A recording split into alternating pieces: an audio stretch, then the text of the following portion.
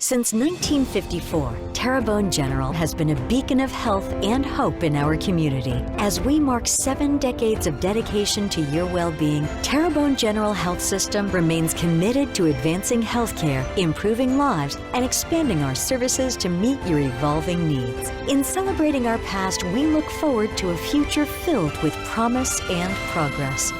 Your health is our legacy. To discover more, visit tghealthsystem.com.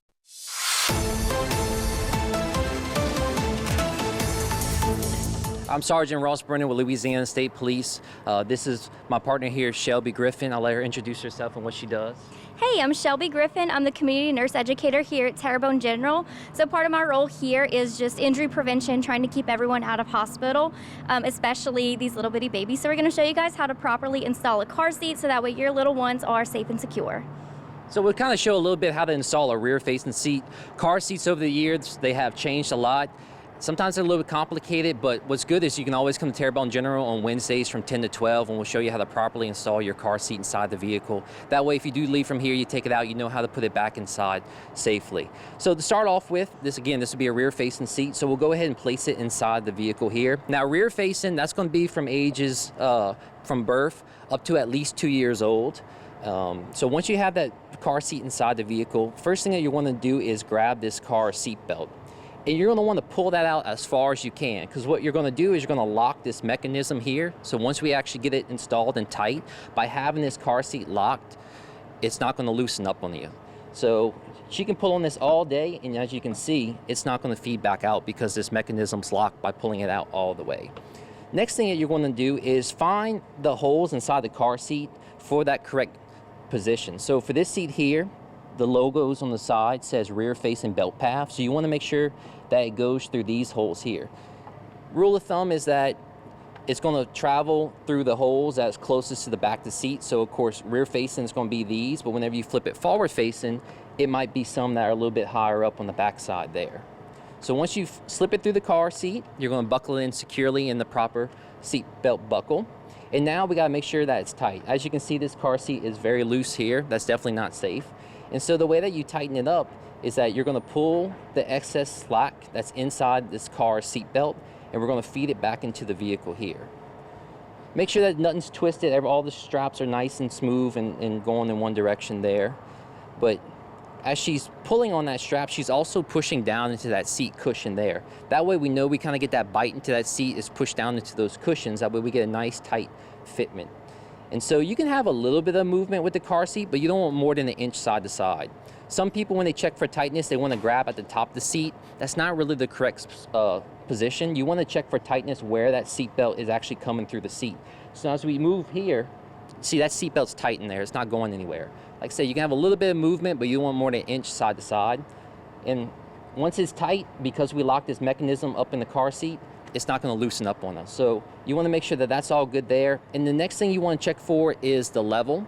So especially for a rear-facing child, it's very important to make sure that this car seat is leveled for the manufacturer's instructions, because if it's tilted too far backwards, that baby's head can actually tilt forward. It can kind of obstruct some of the breathing. So a lot of times these car seats will have a line on it. So you can see this one right here. This line has to be parallel with the ground. So you might need to kind of adjust that seat a little bit and twist it. That way make sure that line's parallel to the ground.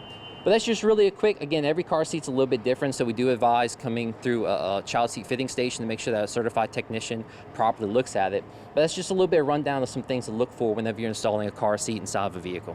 Right. So once you get the car seat properly installed inside the vehicle, there's some things that you want to watch out for whenever you're actually buckling the child inside the seat. So the first thing that you want to do is place the child in there, and you want to make sure that their rear is all the way into that crease of that seat. You don't want them slouched over or slumped. That way you actually have a true fitting for them whenever they're sitting inside that seat properly. And so once you have the child inside the seat, the first thing you want to look for is where those shoulder straps are coming out of those seats here. So for a rear-facing child, you want them shoulder straps either at the shoulder blades or slightly below.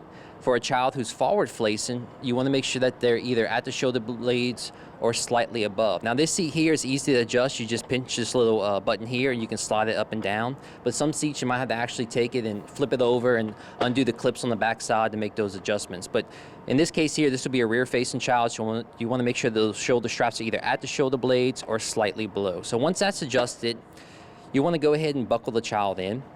And so make sure nothing's twisted or turned around or anything like that. Everything's all smooth and flat. So once you get everything all buckled and harnessed in, you're going to want to make sure that that seat is properly tight enough.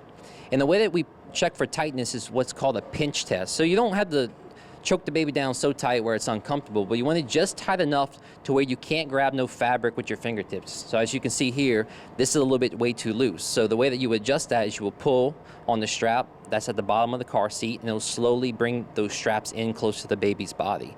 And with that pinch test, you want to pinch right at the shoulder blades, and if you're not able to grab no fabric with your fingertips, then you know it's tight enough. If you're still able to grab something like this, then you want to just tighten it just a little bit more.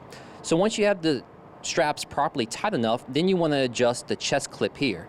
That chest clip is going to spread those crash forces across that baby's chest, so you want to make sure that it's not too high up on their neck, not too low on their stomach. You want to make sure that it's at their armpit level across. Now that's for forward facing or rear facing if the child's in the 5-point seat here. So once everything's all tight, you don't have no excess fabric with your fingertips here, that chest clip is across the chest level there, and the shoulder straps are properly adjusted, then your child's properly installed inside the vehicle and they're safe to be on the roadway.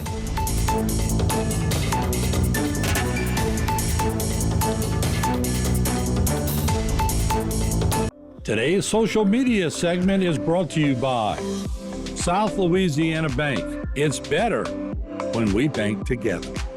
Waits and Downer, attorneys at law.